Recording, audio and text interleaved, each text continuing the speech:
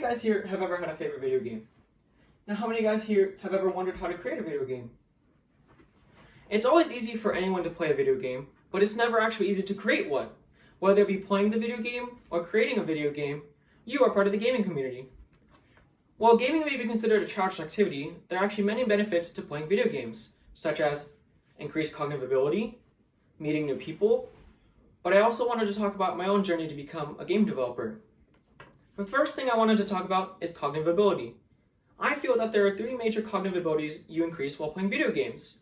The first one I want to talk about is strategy. Whether it be playing the game solo or playing with an opponent, you are trying to find out how to beat this video game. A good example would be puzzle games. You take any piece that's given to you and you want to finish the puzzle. The second thing I want to talk about is reflexes. A good example of this would be fighting games. How fast can you recognize the opponent's attack? How fast can you block that opponent's attack?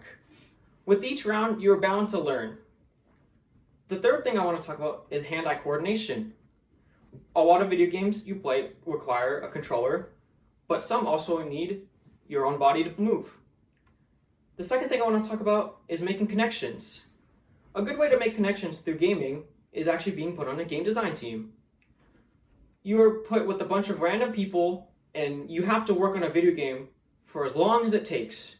And when you work with these people for a long amount of time, you're bound to create a bond with them that'll last a lifetime. Another way that you can make connections through gaming is being put on an esports team. Many people want to play video games competitively, so these people want to meet up. Whether you be meeting the opponent team or meeting your own new team, those are new connections you make in your entire life. A third way a gaming can actually help you make new connections without actually having to meet them in person is online gaming. A lot of video games nowadays have a new online feature. You get to talk with new people, talk with strangers from across the planet. It doesn't matter where you are. Games can actually bring you together. And these friendships can sometimes last a lifetime.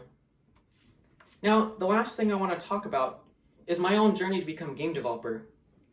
Now, the beginning was not very easy. There are so many different branches and so many different paths that I could choose from that it's overwhelming. But once you start to learn what you're good at in this community, then you have a set path after that one. And I chose to become a game designer.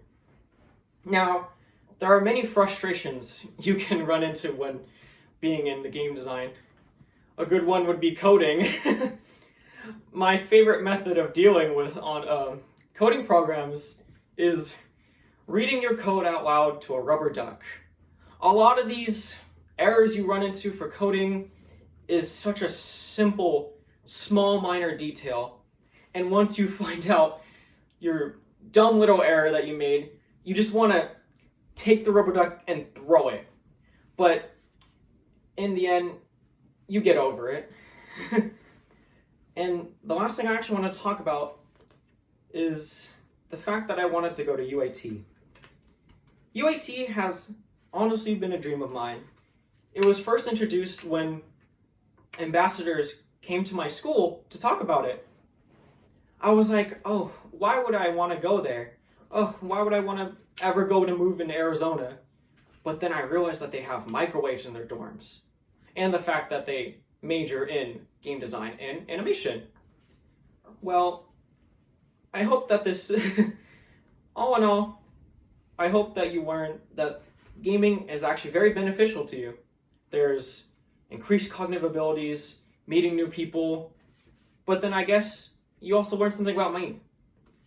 And I hope the next time we meet is through an online video game. Fuck yeah.